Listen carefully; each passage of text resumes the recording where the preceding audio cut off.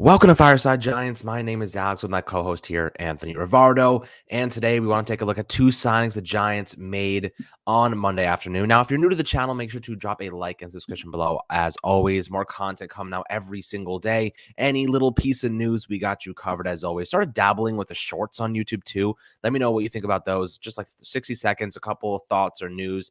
Just to make sure you guys have all the available information and some opinions and thoughts that I had that crossed my mind on the daily. So, now you have a little inside sight into my brain. But today, the Giants made two signings, right? Matt Breda, former running back for the Buffalo Bills, and a bevy of other teams. We're going to talk about him, what he offers, what it means for Saquon Barkley in a minor way. And then we'll talk about Saquon Barkley and potentially being a trade candidate and what that might look like tomorrow.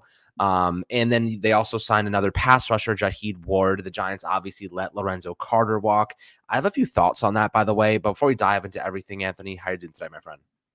Doing great. I like both of these signings. Of course, the news broke that the Giants are not going to be re-signing Lorenzo Carter yesterday, and then today he goes ahead and signs with the Atlanta Falcons. I think that's great for Lorenzo Carter. He had a really strong finish to last season. He's a player that I am going to be rooting for. He's going back home to Atlanta. He played for Georgia in college, so wishing him the best. Hopes he has a successful career with the Atlanta Falcons. But of course, now the Giants, their hole on the edge just got even larger, right? They have even more of a need to go after an edge rusher in the first or second round. Like, that's of the utmost importance now. The biggest holes on this team, of course, the offensive line, got to get that straightened out, but also edge rusher position, pass rushers, they're in dire need of some pass rush help. So, losing Lorenzo Carter officially, especially after the Giants, the reports came out that they were trying to negotiate with Lorenzo Carter and bring him back, but the Falcons came in with a better offer, makes it well apparent to me that the Giants will absolutely be looking to draft an edge rusher in this year's class. So keep an eye on the Kayvon Thibodeaux of the world, or the Jermaine Johnsons, or anybody else that you might think could be a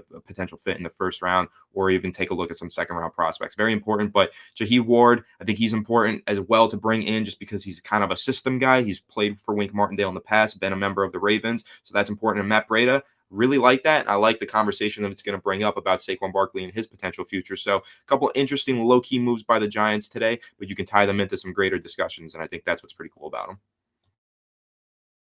Yeah, absolutely. Now, Matt Breda is an interesting player, right? Spent last season with the Buffalo Bills. His fall off since that one really great season he had with San Francisco back in 2018 has been pretty significant, right?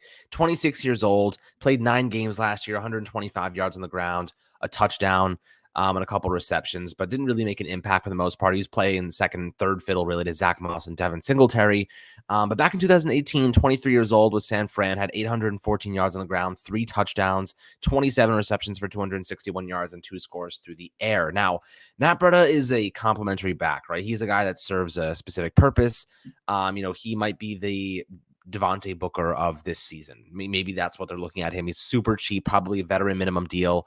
And who knows if they end up, trading away Saquon Barkley, you're probably going to look at you're rolling with Matt Breda, Gary Brightwell, who I don't think is going to make a pretty big impact, and then probably a rookie. The Giants did go to Georgia's pro day and check out James Cook, Dalvin Cook's brother. Really interesting player.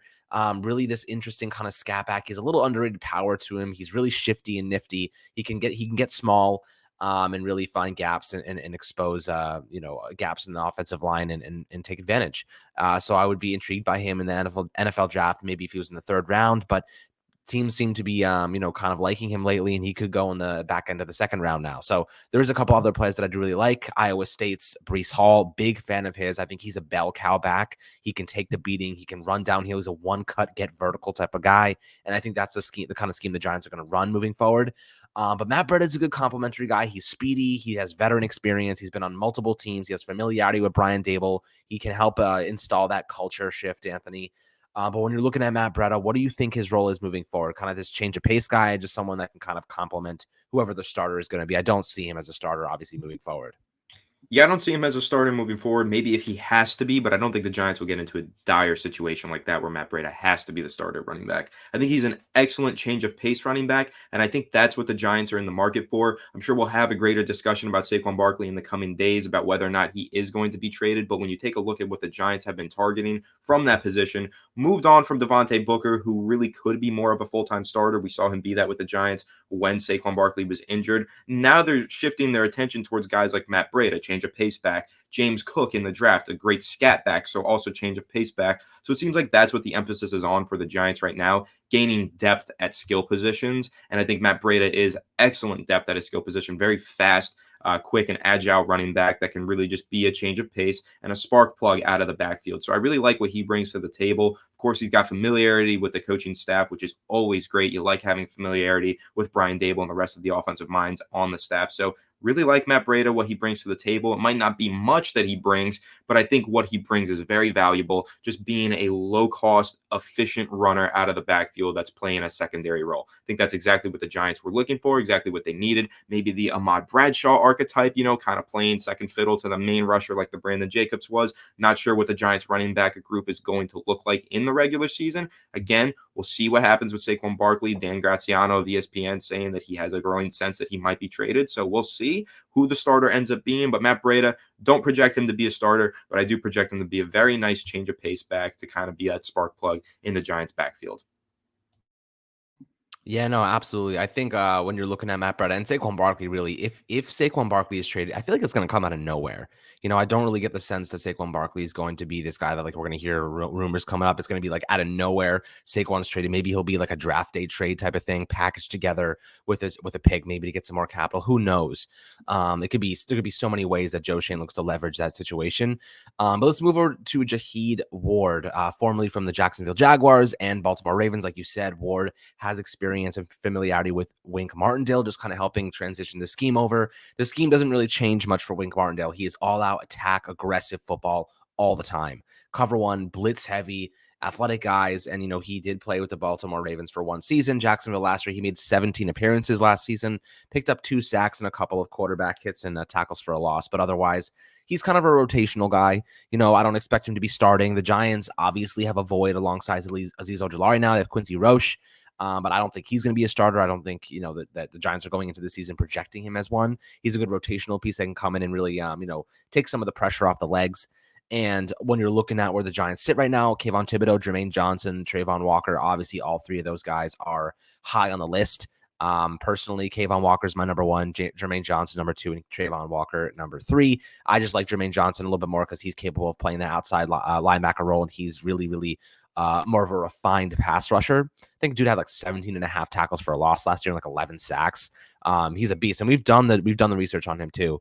So when we're looking at where the Giants go from here, Ward is a rotational guy. He has some veteran experience. I think it was about time they started to bring in some defensive pieces to help the scheme and just really start to establish the new culture on defense and really bring guys who can share with the others what is going to happen. But I have a question for you, Anthony, regarding Lorenzo Carter. When you're looking at Carter, the Giants let him walk today. He went and signed a 1-year deal with the Falcons. I think that Lorenzo Carter was, he finished the season strong. I think he finished with 5 sacks in the last 4 games and a couple of quarterback hits, maybe 7 quarterback hits, and a nice amount of tackles too. He looked really good the second half of the season, coming off that Achilles tear. I mean, I can't imagine he signed a pretty lucrative 1-year deal. I'm kind of surprised the Giants didn't keep him around, but clearly, and I'll tell you what, it was a clear indication to me they're going to draft somebody. You don't let somebody go on a 1-year deal who was on the up and up, and the new coaching staff might have been able to actually get the most out of if you don't have other plans in mind. And I guarantee you, Jahi Ward is not the replacement for Lorenzo Carter. They're looking at the draft and saying, let's find ourselves an impact player who we can develop and grow on a rookie contract. And as Joe Schoen would say, cost control. Anthony, when you're looking at Lorenzo Carter and, the decision the Giants made there not to even think about him, how does that make you feel? And do you think that's a pretty clear testament that they're looking to the draft to replace him? Yeah, I definitely think they're looking to the draft to find that edge rusher, as I mentioned at the beginning of the video. But I believe it was Mike Garafolo. I'm looking to confirm this right now, but I did read that the Giants, from Mike Garafolo, this is the quote, the Giants made a push to bring him back, but the Falcons came with a strong offer over the weekend to close it out. So I don't think it's one of those situations where they just forgot about him or just decided not to pursue him again. They made a push. They tried to re-sign Lorenzo Carter. It just didn't work out. The Falcons have a lot more cap space and quite frankly, might even have a better situation than the Giants right now for a defensive player. For Lorenzo Carter, he's one of those guys that needs to be a complementary piece on the Giants roster right now. Yes, we assume that they're looking for an edge rusher to be the main star of the pass rush, but Lorenzo Carter is going to step in there, continue to be a starter if he signs with the Giants. So think it's probably better for him to be a secondary guy and get his legs underneath him and rebound on his career with this 1-year deal, a prove-it deal with the Falcons. Again, the Giants made a push. They tried to sign him. It didn't work out. I wish him the best, but I do think that this is something where you can say, yes, absolutely. The Giants are going to be looking ahead in the draft, hoping and praying that Kayvon Thibodeau falls into their lap. And if not, they might look at the second wave. The guys like Jermaine Johnson and Trayvon Walker, they might really be targeting those guys because it seems like right now the Giants have a huge need at the edge rusher position. So I think, honestly, you and I, Alex, over the course of the next few weeks as we look ahead to the draft, we're probably going to have to start diving into second and third round edge rusher prospects as well to take a look at what the Giants might be able to do in those middle rounds to address this need, because it is a major need on the Giants roster. And it seems to me like they're not ignoring it because, again, they tried to re-sign Lorenzo Carter, but it seems like they're planning on addressing it in April at the 2022 NFL draft. So huge need for the Giants, and it's one that I expect that they'll plug up soon enough. I think the signing of Ward, I think that's good just because, as you mentioned, scheme familiarity, depth. The Giants don't have depth at the edge rusher position, especially with Lorenzo Carter leaving, and they've had a lot of injuries at that position in the past. So, yeah, I like Ward as a signing just for depth purposes, and I think the Giants will continue to add depth there, running back, receiver, other positions, because this roster really does lack a lot of depth, and a lot of that has to do with poor drafting in recent years. So I think it's time to pivot the attention towards the 2022 NFL draft. That's where the Giants are going to get the bulk of their work done this offseason, and I'm very confident that Joe Schoen is going to be able to put together a good draft class. Yeah, I agree. But guys, just a short episode today, kind of breaking down the two pass rushers, or rather the pass rusher and the running back signing. Curious to hear your thoughts on these players. Obviously nothing big. We knew this was going to be rather conservative this offseason, and it continues to be.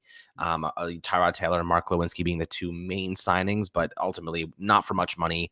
This is kind of what we have to suffer through for now so that we can enjoy success later on. I would have suffered earlier on in 2018, go after Quentin Nelson or whoever it might have been, just to have success now. But now we got to do this all over again. And at least we can harp on positive decisions and good decisions that aren't going to set us back and kicking money down the road. The Giants also, by the way, did restructure the contract of Graham Gano, saving, I think, $1.7 million or $1.4 million this season, just to give them a little bit more room to work with.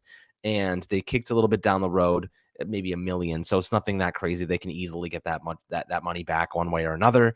And when you're looking at how much cap space the Giants have next year, that's not a big deal. It's nothing to be really concerned about at all. So guys, hope you enjoyed this episode. Make sure to like and subscribe as always, and we'll catch you guys on the next one.